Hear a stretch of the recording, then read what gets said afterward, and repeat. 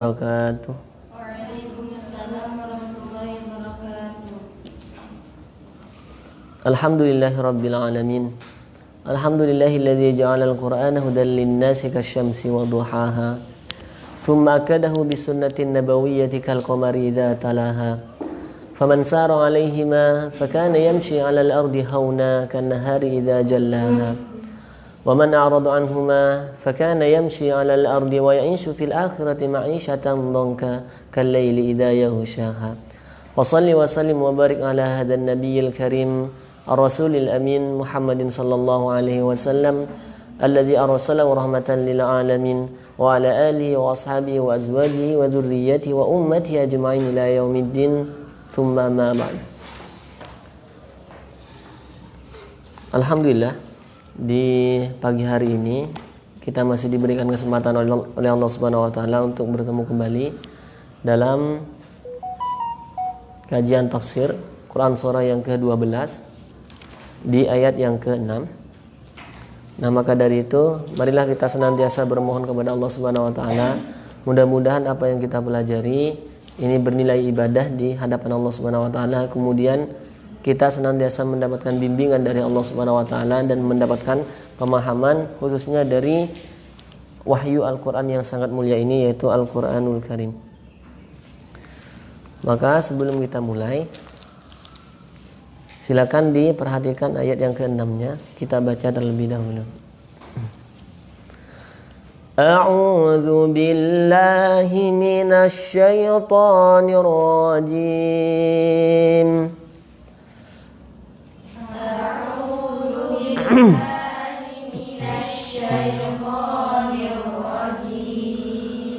أعوذ بالله من الشيطان الرجيم.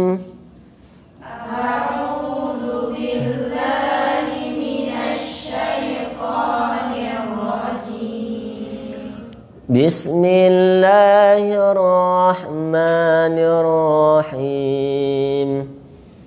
بسم الله الرحمن الرحيم. بسم الله الرحمن الرحيم. بسم الله الرحمن الرحيم. وكذلك يجتبيك ربك ويعلمك من تأويل الأحاديث. وكذلك يجتبيك ربك ويعلمك من تأويل الأحاديث. Ada nun sukun bertemu dengan ta, hukumnya dibaca ifa hakiki. Tingkatan bukan ausan. Ada 3 huruf ta, to, dal. Tingkatan apa? Istilah lain a'la. Maka ini masuk dalam ifa hakiki tingkatan a'la. Apa a'la? Apa ifa hakiki tingkatan a'la? Ya, lebih banyak ikhfa'nya daripada gunnahnya, sehingga nafas itu lebih cenderung ke ke lisan. Ini ada yang mau ditanyakan perihal tentang tingkatan ikhfa hakiki? Ada yang masih bingung? Jadi kalau ada nun sukun atau tanwin bertemu dengan ta, itu masuk dalam tingkatan ikhfa hakiki yang a'la. Ikhfa'nya itu lebih tinggi daripada gunnahnya. Contoh, jadi ketika kalian melafalkan ayat yang demikian, maka nafasnya itu lebih cenderungnya ke lisan. وَكَذَلِكَ يَجْتَبِيكَ رَبُّكَ وَيُعَلِّمُكَ مِنْ تَأْوِيلِ الْأَحَادِيثِ. Diulang.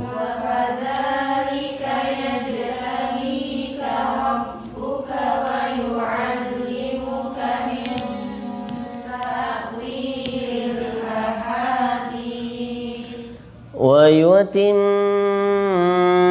نعمته عليك وعلى آل يعقوب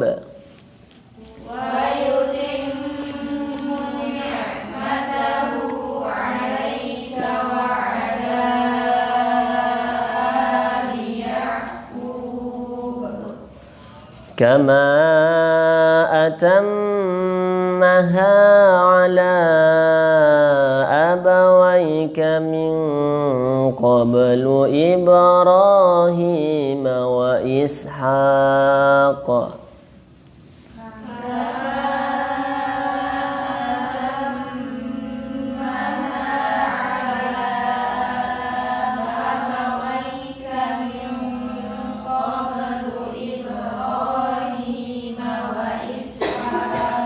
Kalau nun sukun bertemu dengan qaf, ikhfanya tingkatan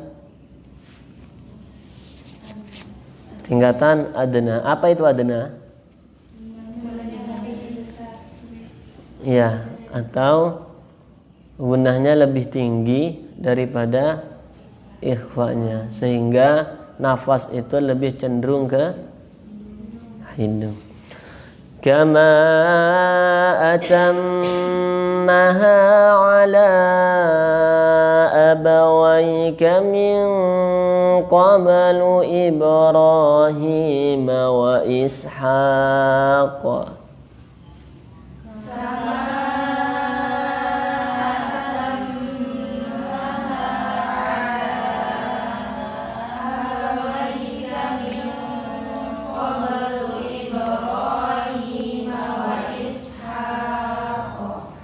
Inna rabbaka alimun hakim.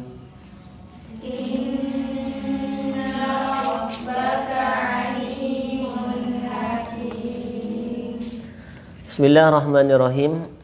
Qala al-muallif rahimahullahu ta'ala wa nafa'na bi'ulumihi wa amadana bi asrarihi fid dharain amin.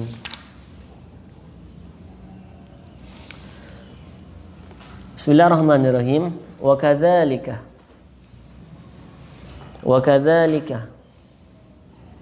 demikianlah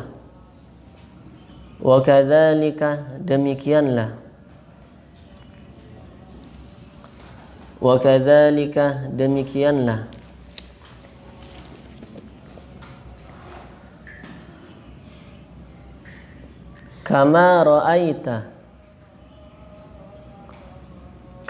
ra'aita sebagaimana mimpimu, wa kadzalika demikianlah, kama ra'aita sebagaimana mimpimu, yajtabika yajtabi ijtaba yajtabi, sama halnya dengan istofa yastofi, memilih. Yajtabi memilih kah padamu, yajtabi memilih kah padamu, rabbuka kedudukannya menjadi apa? Siapa yang memilih? Pertanyaannya kan gitu. Ya jatabi memilih, Rabbkah kepadamu. Siapa yang memilih? Maka kedudukannya menjadi fa'il. Rabbuka siapa? Tuhanmu.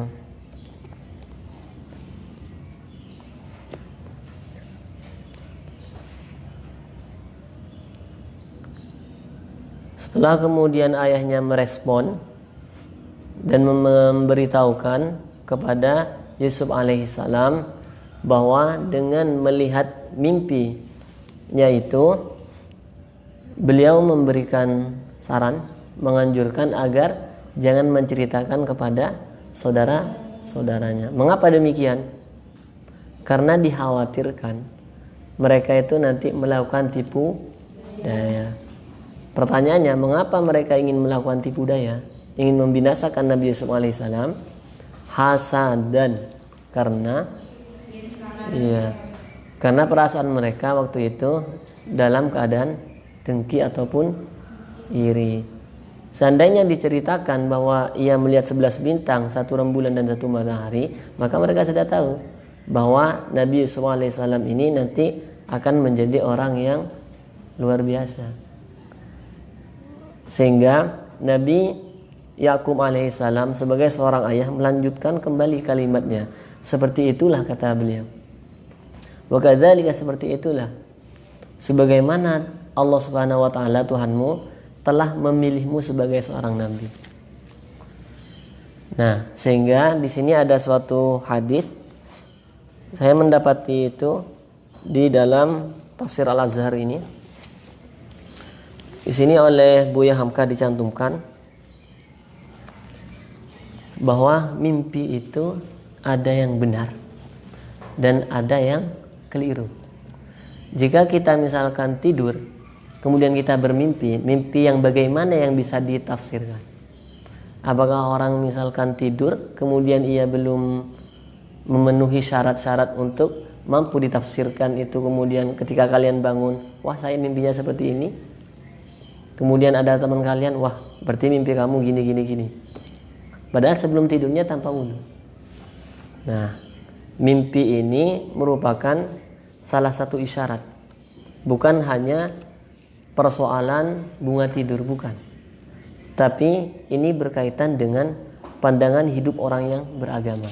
Sehingga oleh beliau disampaikan di sini, mimpi menurut pandangan hidup orang yang beragama adalah satu kenyataan yang tidak boleh dibawa lalu saja. Jadi kalau kita bermimpi jangan dibiarkan begitu saja. Siapa tahu dari mimpi itu ada maknanya. Nah, di sini beliau mencantumkan sebuah hadis yang diriwayatkan dan dicantumkan dalam kitab As-Sahih Al-Jami' As-Sahih Al-Musnad Al-Mukhtasar min umuri Rasulillah sallallahu alaihi wasallam wa sunanihi wa ayyamihi. Disingkatlah kemudian menjadi kitab Sahih Al-Bukhari. Beliau mencantumkan hadis yang diriwayatkan dari istri tercintanya Rasulullah. Siapa? Sayyidah Aisyah. Sini disampaikan oleh beliau, awwalu ma budi'a bihi Rasulullah sallallahu alaihi wasallam minal wahyi. Awal mula wahyu itu diturunkan kepada Rasulullah sallallahu alaihi wasallam ar-ru'ya as-sadiqah minan naumi. Ar-ru'ya as-sadiqatu fin naumi. Jadi kata beliau itu, awal mula wahyu itu turun kepada beliau adalah melalui mimpi yang benar. Di mana mimpinya? Fin naumi, dalam tidur. Jadi ketika beliau tidur, awal mula wahyu itu turun adalah ketika mimpi atau ar-ru'ya as-sadiqatu atau ar-ru'ya as-salihah. Fakana la yara ru'ya illa ja'at mithla falaqis subh. Nah, kata beliau, maka tiap-tiap mimpi itu datang, dia menyinar laksana cahaya subuh. Wahyu itu turunnya bermacam-macam. Ada ketika wahyu itu turun, kemudian mengisyaratkan seperti bunyi lonceng. Krining, entah bunyinya seperti apa, tapi digambarkan oleh para ulama itu adalah seperti bunyi lonceng juga, berbunyi. Nah, sebetulnya di dalam mimpi tersebut ada hal yang sangat perlu diperhatikan sehingga mimpinya nanti bisa ditafsirkan. Di sini ada salah satu mufassir yang bisa dikatakan beliau itu salaf atau mufassir yang terdahulu, awal-awal Islam. Seperti misalkan Ibnu Jarir At-Tabari. Beliau mengutip juga penafsiran dari Ibnu Jarir At-Tabari bahwa ada mimpi itu yang kemudian disebut dengan mubasyirat. Mimpi yang atau hal-hal yang membawa kebaikan. Nah, di sini disampaikan bahwa Sayyidina Abu Bakar As-Siddiq ketika beliau itu memiliki atau mendekati nubuat, kenabian, maka beliau itu memiliki sifat-sifat yang sangat istimewa. Salah satu sifatnya Sayyidina Abu Bakar As-Siddiq adalah berwudu dengan sempurna. Kemudian sabar menghadapi hal-hal yang menyusahkan. Dan yang tiga, duduk menunggu di antara sholat dan sholat. Maka dia akan mendapatkan mimpi yang benar, insya Allah 1 bagian dari 40 bagian nubuat. Ternyata mimpi yang benar itu merupakan salah satu tanda dari wahyu atau nubuat. Namun ini di zaman Rasulullah SAW dan di zaman-zaman sebelum Nabi, dari Nabi Adam ini. Namun pasca Nabi, misalkan kita bermimpi, terlebih nanti di sini ada yang menukil, misalkan ada seseorang yang sebelum tidur kemudian dia melaksanakan sholat terlebih dahulu, berwudu iya, kemudian sholat iya, baca istighfar iya, kemudian setelah tidur dia miring ke kanan, dan tentunya setelah sholat tadi itu ia sudah membaca doa. Nah, maka orang yang semacam ini ketika bermimpi, mimpinya itu nanti bisa ditafsirkan. Kendati pun jangan sampai mengaku-ngaku bahwa mimpi yang kita alami sekarang itu merupakan salah satu dari nubuat, karena nubuat itu sudah tidak ada. Siapa nabi terakhir? Nabi Muhammad SAW. Karena dikhawatirkan, padahal sudah diwanti-wanti oleh Nabi itu, Nabi terakhir itu saya. Namun herannya, pasca Nabi Muhammad SAW wafat, ini ternyata masih ada sebagian yang mengaku-ngaku sebagai Nabi. Bahkan di Monas dulu, ada yang sampai perempuan ini, atau yang dikenal dengan LE. Ada yang pernah dengar kisahnya orang Betawi? Ada yang pernah dengar LE? Ada. Lia Eden. Ya, dia perempuan dan banyak pengikutnya. Dulu dia itu ingin menurunkan malaikat Jibril di Monas. Bahkan di Jawa Barat, ini di Jawa Barat khususnya, banyak juga yang mengaku-ngaku sebagai nabi. Ada yang ini di daerah, khususnya di daerah Bogor itu pernah ada kisah, ada yang mengaku nabi dan itu lumayan sarjana lah, S1 mengaku nabi. Jadi ada nabi sekolah S1.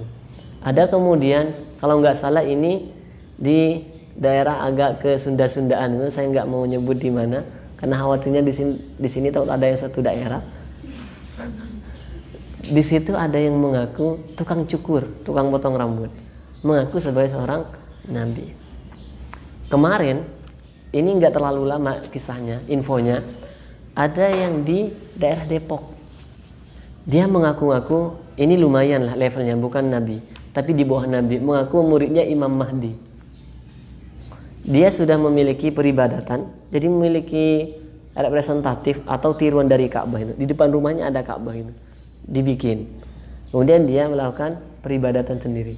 Anehnya, sudah jelas-jelas dia itu menyimpang dari kebenaran, kok masih banyak pengikutnya. Setelah itu langsung dieksekusi oleh Polres.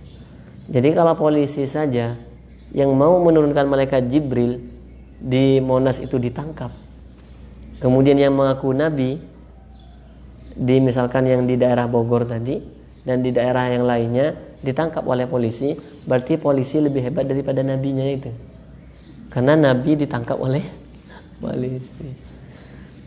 Jadi kesemuanya ini mengaku-ngaku sebagai seorang nabi dan alasannya telah mendapatkan wahyu.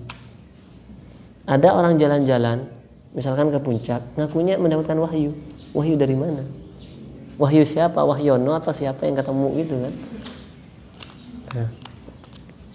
Kemudian di sini disampaikan juga oleh beliau di dalam kitab, di dalam bukunya ini, ar-ru'ya thalath. Mimpi itu ada 3. Pertama, ru'ya minallah, mimpi yang dari Allah. Wa ru'ya minal malak, 2 mimpi dari malaikat. Kemudian yang ketiga, wa ru'ya minasyaiton, 3 adalah mimpi yang datangnya dari syaitan.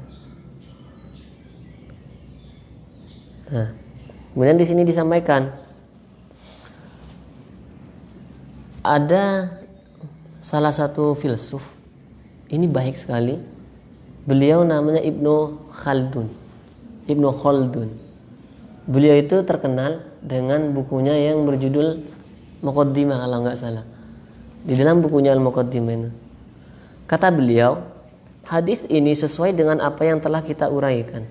Maka mimpi yang jelas itulah yang langsung dari Allah Subhanahu wa taala. Mimpi yang sesuai dengan prosedur yang ada tadi. Misalkan sebelum tidur dia sholat, ya wudhu, sholat, kemudian berdoa, miring kanan. Nah, kemudian bayangan yang menghendaki untuk ditafsirkan itulah dari setan. Sebab mimpi begitu tak ujung pangkal, kacau, dan setan memang sumber dari segala kekacauan. Jadi kalau kita semuanya mimpi misalkan yang aneh-aneh, nah maka itu sudah dipastikan mimpinya datang dari setan. Karena ketika kita bermimpi, itu ruh kita yang berjalan. Demikian itulah hakikat mimpi. Kata Ibnu Khaldun, apa yang menjadi sebabnya dan mengapa dia terjadi di waktu tidur? Mimpi adalah keistimewaan manusia. Terdapat pada seluruh insan, tak ada kecuali. Semua manusia akan mengalami mimpi. Bahkan segala orang melihat sesuatu dalam mimpinya, apa yang timbul padanya di waktu sadarnya berkali-kali, bukan sekali. Kadang orang itu, misalkan nih, kalian sebelum tidur, kalian memikirkan tentang sesuatu hal. Sehingga ketika kalian tidur, apa yang kalian pikirkan itu ke bawah mimpi. Pernah nggak seperti itu? Pernah ya? Jadi karena ada hal yang kalian terlalu pikirkan gitu sebelum tidur, sehingga ketika kalian tertidur ke bawah mimpi. Sehingga kalian itu seakan-akan berpikir seperti ini. Ini mimpi atau bukan sih?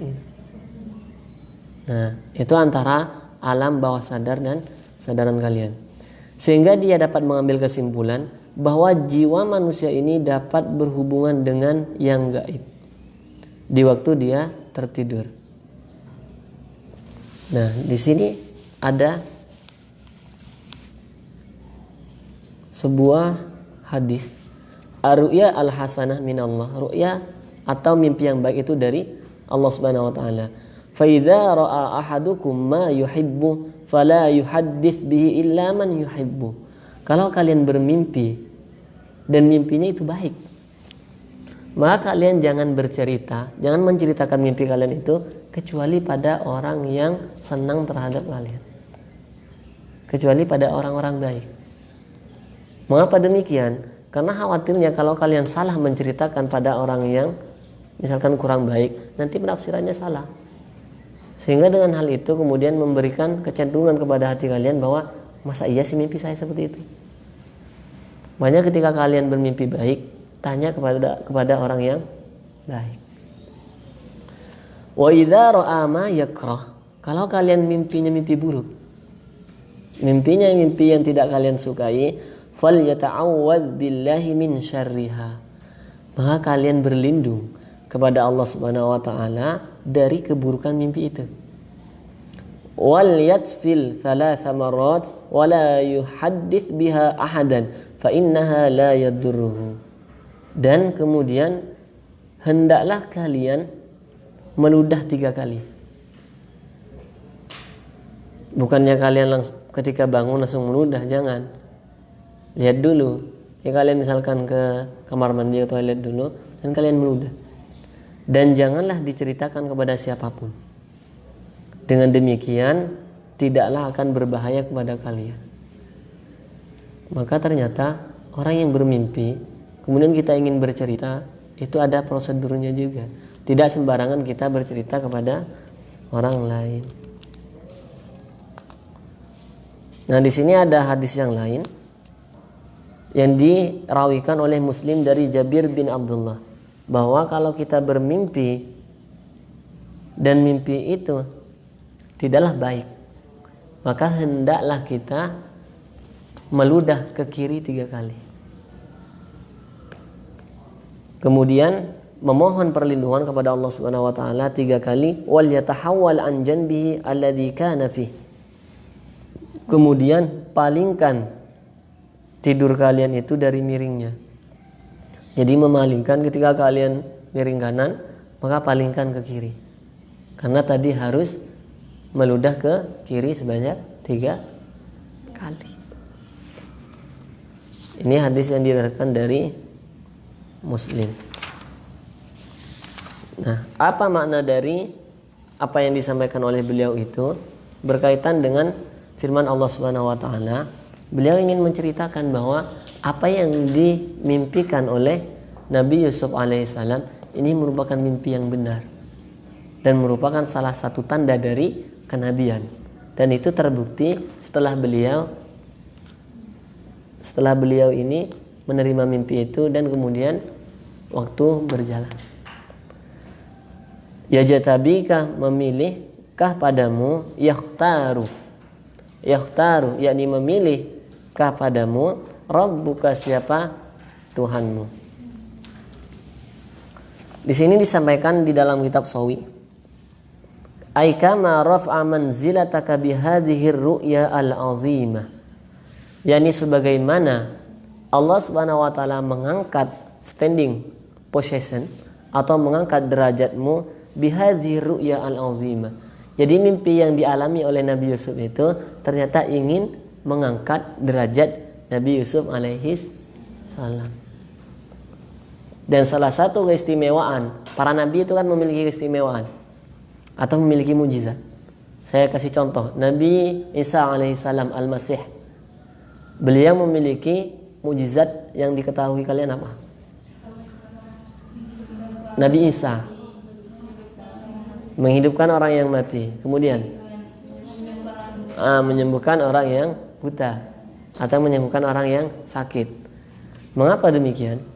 Itulah sebabnya Isa al-Masih mendapati gelar al-Masih, karena al-Masih itu berasal dari masaha wa mashul udhunaini, dan mengusap kedua telinga. Apa masaha? Mengusap. Al-Masih itu julukan yang diberikan kepada Nabi Isa alaihissalam.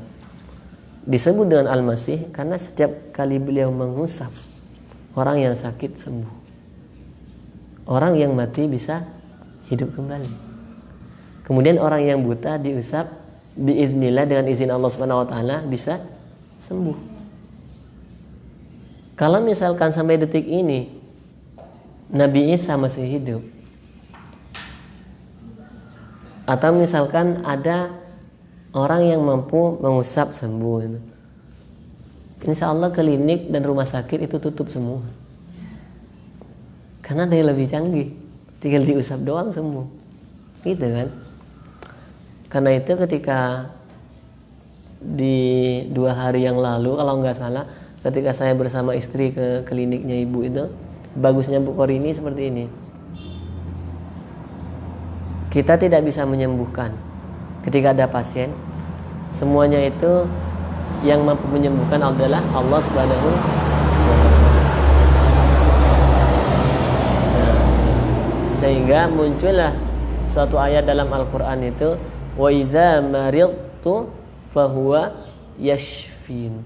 Kalau aku sakit, maka yang mampu menyembuhkan itu adalah Allah Subhanahu wa ta'ala. Adapun kami, kata ibu, hanyalah sebagai perantara saja.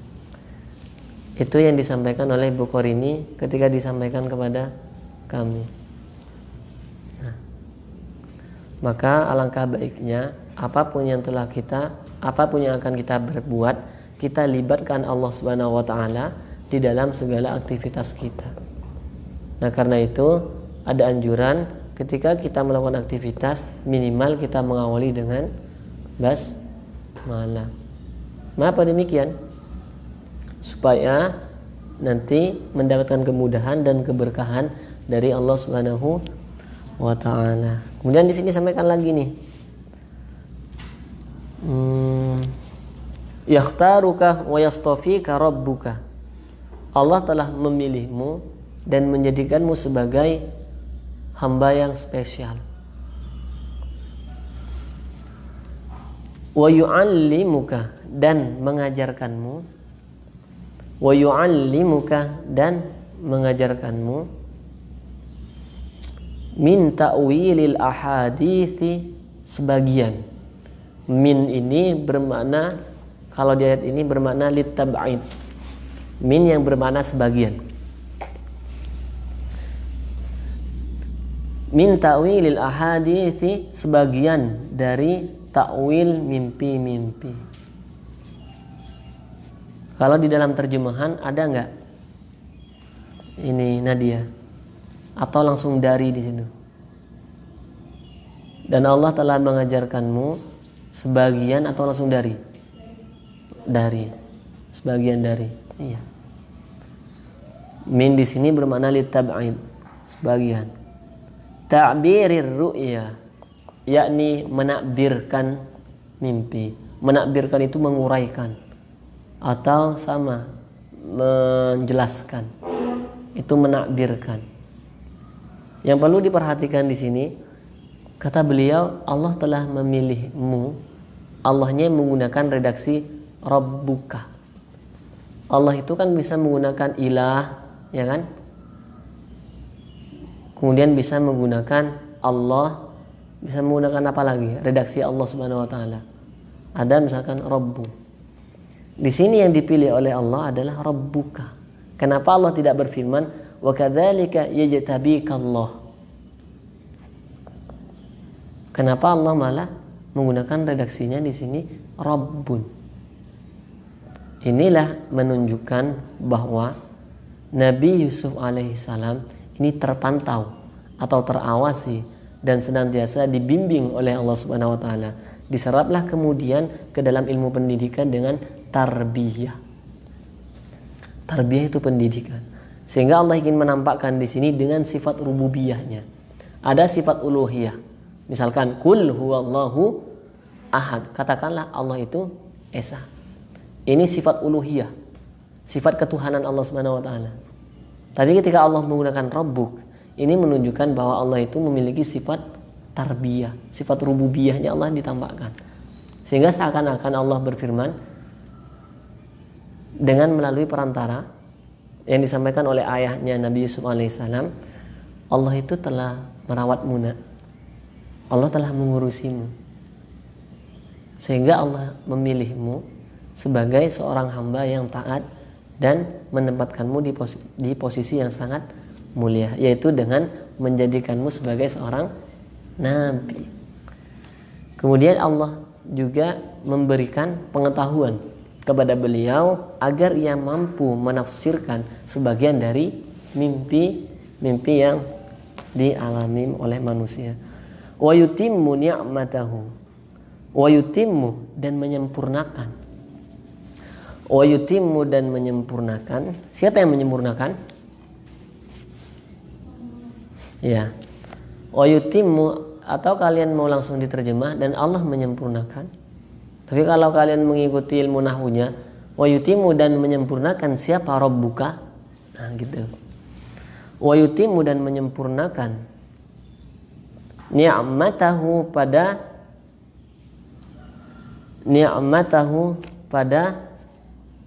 nikmatnya. Nikmatnya siapa? Wa yutimmu, dan menyempurnakan Allah ni'matahu pada, maksudnya itu dengan nikmat Allah Subhanahu wa taala. Dan menyempurnakan siapa? Allah atau Rabbuka ni'matahu, pada nikmatnya alaika, atasmu. Dengan cara apa Allah memberikan atau menyempurnakan kenikmatan yang dirasakan oleh Nabi Yusuf bersama keluarganya, yaitu dengan bin nubuwati, dengan kenabian. Bin nubuwati, dengan kenabian. Kemudian di sini disampaikan nih di dalam sawi, ayyasilu ni'matad dunya bi ni'matil akhirah. Kenikmatan yang didapatkan oleh Nabi Yusuf alaihi salam ini bukan hanya kenikmatan duniawi saja, melainkan kenikmatan di akhirat juga diraih oleh beliau. Nah, sehingga di sini disampaikan di dalam kitab Tafsir Marah Labidnya, beliau mengatakan bahwa apa yang dimaksud dengan kenikmatan atau kebahagiaan dunia yang telah didapatkan oleh Nabi Yusuf bersama keluarganya, beliau mencantumkan bahwa kebahagiaan di dunia atau kenikmatan dunia yang didapatkan oleh Nabi Yusuf bersama keluarganya adalah berupa banyak anak. Satu. Kemudian yang kedua, pelayan. Ini terbukti ketika beliau nanti dinobatkan sebagai seorang raja. Kemudian yang ketiga, banyak pengikutnya. Kemudian dan beliau banyak memiliki harta. Karena waktu itu nanti akan kita bahas juga di pertemuan berikutnya bahwa Nabi Yusuf alaihissalam itu diangkat sebagai menteri. Begitu pula beliau memiliki kedudukan yang disegani oleh semua makhluk serta mendapatkan pujian yang baik. Ini kehidupan atau kenikmatan yang beliau dapatkan di dunia. Adapun kebahagiaan atau kenikmatan ukhrawi di akhirat berupa ilmu yang sangat banyak, ilmu yang sangat luas. Apa salah satu contoh ilmu yang sangat luas? Yaitu menakwilkan mimpi yang tidak semuanya orang mampu. Kemudian beliau juga mengutip bahwa Nabi Yusuf juga memiliki akhlak yang utama, akhlak yang paripurna. Sehingga sekelas Nabi Yusuf, bahkan nanti disampaikan juga, beliau dicemplungin ke dalam sumur. Kemudian ada saudagar, ada pedagang yang lewat kabilah itu. Kemudian ketika menimba air, Nabi Yusuf kemudian terangkat. Setelah terangkat jadi apa beliau? Jadi budak. Beliau dijual belikan. Budak itu sudah gak ada harganya. Jadi kayak gak ada harga dirinya. Makanya budak itu halal ya. Misalkan saya punya budak, tapi sekarang sudah tidak ada budak lagi. Misalkan saya punya budak perempuan, maka budak itu halal dengan tanpa adanya pernikahan. Itu budak. Jadi budak itu mau digimanakan halal. Kemudian beliau juga tenggelam di dalam ma'rifat Allah Subhanahu wa taala. Ini sudah merasakan kenyamanan dalam beribadah ketika beliau menghadap kepada Allah Subhanahu wa taala. Itu namanya ma'rifat. Jadi ibadah itu tenang gitu. Sama halnya dengan misalkan ada yang pernah dengar kisahnya salah satu tokoh sufi, siapa namanya itu ya, salah satu tokoh sufi yang ketika ditanya, kalau saya nanya demikian, apakah kalian beribadah, kalian sholat, kalian ngaji itu untuk mendapatkan pahala, untuk mendapatkan surga, atau semata-mata karena kecintaan kalian kepada Allah Subhanahu wa taala? Yang mana tuh? Kalian sholat nih, kalian ngafal ngaji, kalian ibadah yang lainnya, yang kalian persembahkan itu untuk kalian mendapatkan surga, pahala dari Allah, atau karena kecintaan kalian kepada Allah Subhanahu wa taala? Kalian jujurlah. Namanya itu saya ingat, Rabi'ah Al-Adawiyah. Kalian yang mana? Saya pribadi masih yang pertama. Saya ngaji, saya salat, saya ibadah yang lainnya semata-mata karena saya takut dengan siksa Allah. Kemudian saya ingin mendapatkan kebahagiaan di dunia dan di akhirat. Kalau kita sudah mampu mencapai level yang kedua tadi, kita karena cinta kepada Allah Subhanahu wa taala, maka kita akan melakukannya dengan senang hati. Bahkan sebelum kita meminta, bahkan sebelum Allah meminta itu, kita sudah memberikan. Contoh, sebelum azan kita sudah datang. Bukankah kaidah orang cinta seperti itu? Misalkan ketika saya mencintai istri saya, maka sebelum apa yang dia inginkan itu sampaikan ke saya itu memberikan tanpa dia harus menyebutkan. Makanya orang yang cinta itu akan memberikan hal yang terbaik kepada pasangannya. Nanti akan kalian rasakan bahwa pasangan kalian itu nanti akan senantiasa memberikan yang terbaik kepada kalian. Kalian gak minta dikasih. Kenapa? Karena rasa cintanya. Bedanya dengan pasangan kalian misalkan minta, maka itu sama halnya dengan yang pertama tadi, karena dia minta gitu. Kalau nggak minta nggak diberi, nggak dikasih. Maka ada buku yang entah ini buku atau artikel, saya pernah menonton di Mbak Najwa Shihab itu, kata Pak Quraisy, semuanya berawal dari cinta. Kalian mau ngaji, tumbuhkanlah rasa cinta itu dalam diri kalian, sehingga tidak ada kata lelah, tidak ada kata ngantuk, karena kalian sudah enak banget ini. Cinta kan seperti ini. Wa ala ali Yaqubah, dan atas keluarga Yaqub. Wa ala ali Yaqubah, dan atas keluarga Yaqub.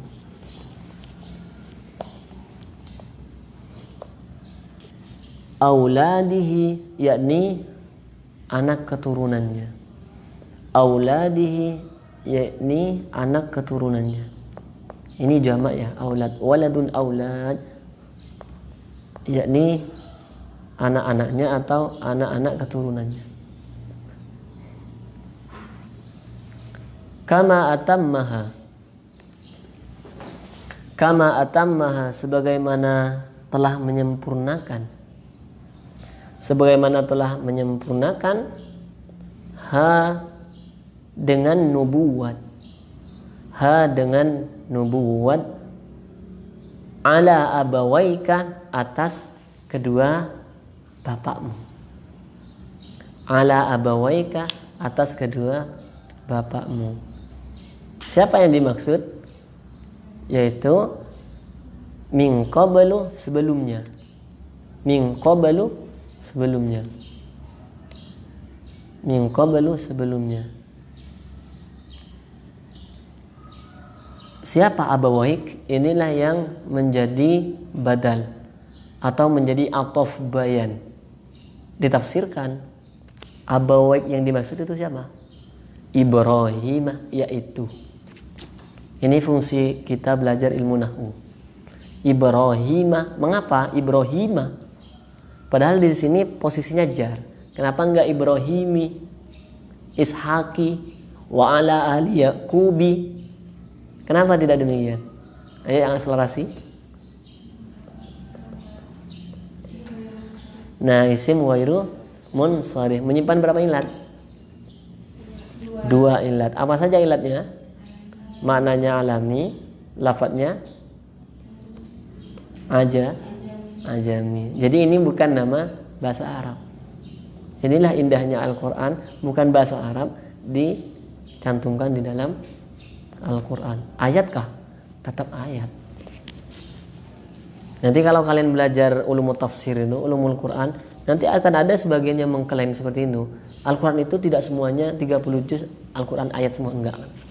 Contoh misalkan Ibrahim, Ishaq, Yakub, ini bukan nama Arab, tapi ajami, selain Arab atau non-Arab. Kaidahnya isim ghair munsharif menyimpan dua ilat.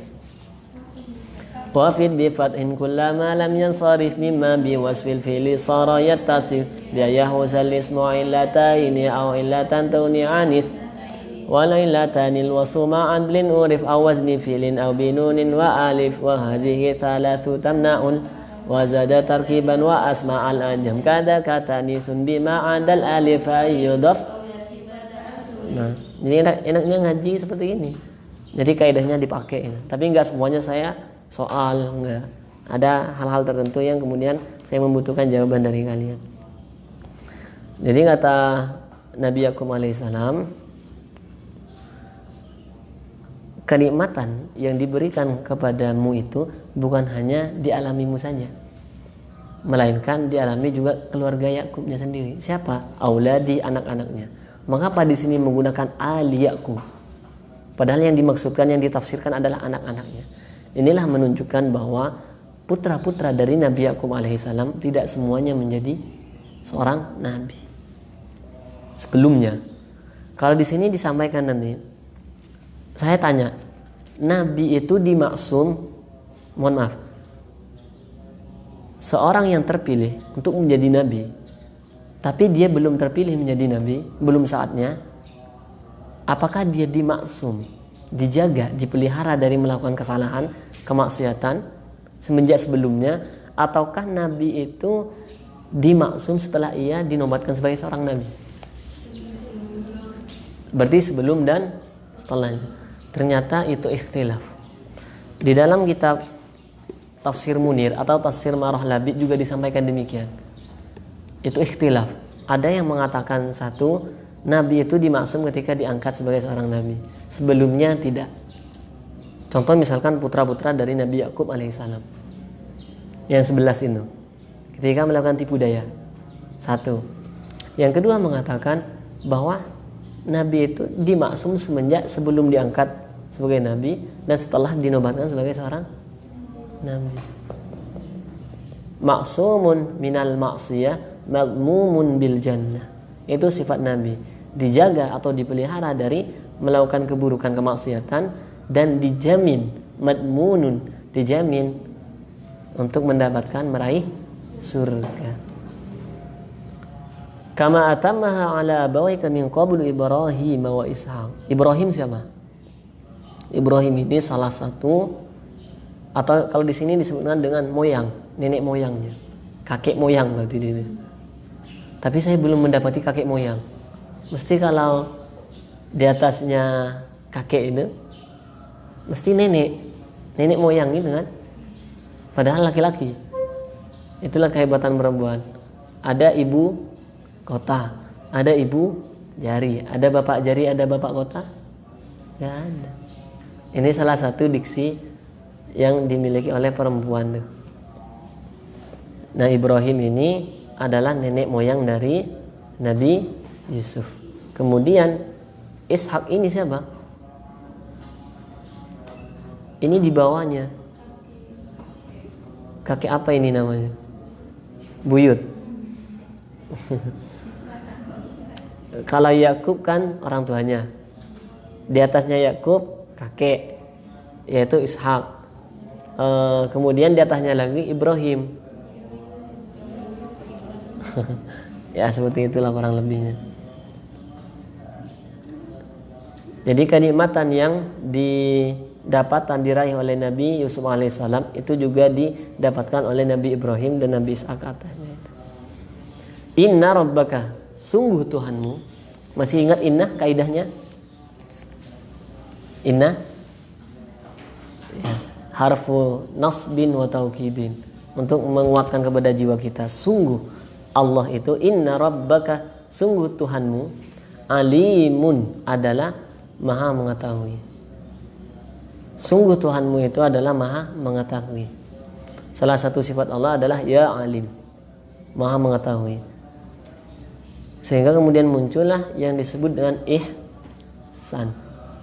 Ketika Nabi ditanya ma huwal ihsan, apa itu ihsan? Apa ihsan? Ya. Apa itu ihsan? Bukan ihsan ya. Kalau ihsan itu nanti yang di Upin-Ipin. Ihsan.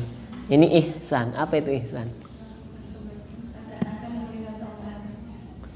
Anta budallaha ka'annaka tarah fa in lam takun tarahu fa innahu yaraka. Kita beribadah kepada Allah Subhanahu wa taala seakan-akan kita mampu melihatnya. Mungkin enggak kita melihat Allah di dunia? Enggak. Karena sekelas Nabi Musa aja ingin melihat Allah Subhanahu wa taala, kemudian Allah palingkan, tuh lihat ke gunung. Apa kemudian? Allah hanya menampakkan bagian dari nur. Allahu nurus samawat. Allah hanya menunjukkan menampakkan sebagian dari cahaya Allah kepada gunung itu. Apa yang terjadi? Hancur gunungnya. Gunung saja hancur, dan Nabi Musa itu merupakan nabi dan rasul beserta umatnya yang kuat-kuat loh. Jadi di tempeleng Nabi Musa itu bisa langsung pingsan. Contoh, ketika Nabi Musa memukul batu, apa yang keluar?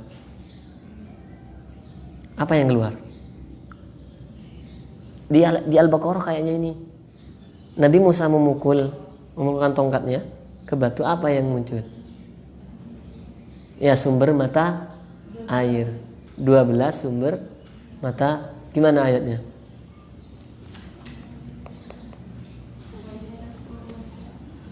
Fakulna drib bi'asokal fanfajarat minhu ithnata asyrata aina.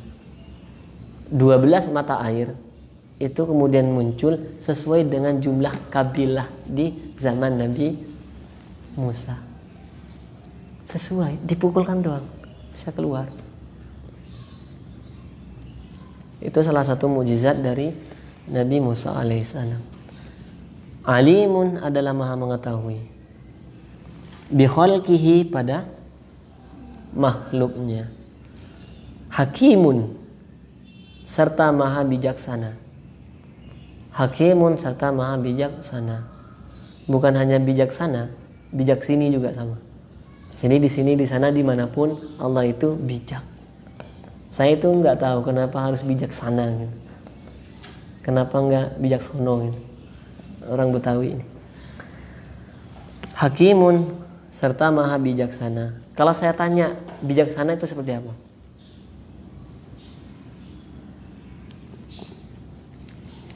Ada orang yang sering mengatakan, Anda itu harus bijaksana jadi orang. Pertanyaannya, bijaksana itu apa? Apa? Nah, di sini disampaikan. Hakimun fi sun'ihi. Lanjutkan dulu. Hakimun maha bijaksana fi sun'ihi di dalam tindakannya. Fi sun'ihi di dalam tindakannya. Nya siapa? Allah. Bihim pada makhluk. Bihim pada makhluk. Sekarang kita telisik apa makna dari bijaksana atau hakim itu. Ini disampaikan. Fayada'ul asya fi mahalliha. Atau wad'u syai'in ala mahalliha. Ada yang pernah dengar? Meletakkan atau menempatkan sesuatu sesuai pada tempatnya, sesuai pada porsinya. Itu namanya bijaksana. Menempatkan segala sesuatu sesuai pada tempatnya. Kalau waktunya bergurau, bergurau. Waktunya masak, masak. Jadi sesuai dengan waktu masing-masing.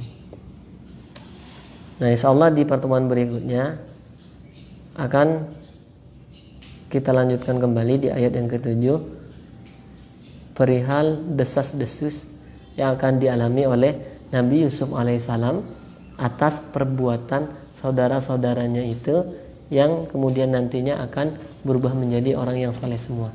Mudah-mudahan apa yang kita pelajari ini memberikan dampak kebaikan, memberikan pengetahuan dan pemahaman terhadap wahyu Allah Subhanahu wa taala, dan kemudian kita dijadikan ahli Al-Qur'an. Salah satu orang yang disebut dengan ahlul Qur'an ia yang mengkaji kemudian mengamalkan. Kita akhiri dengan doa kafaratul majlis. Subhanakallahumma wa bihamdika asyhadu an la ilaha illa anta astaghfiruka wa atubu ilaik. Assalamualaikum warahmatullahi wabarakatuh.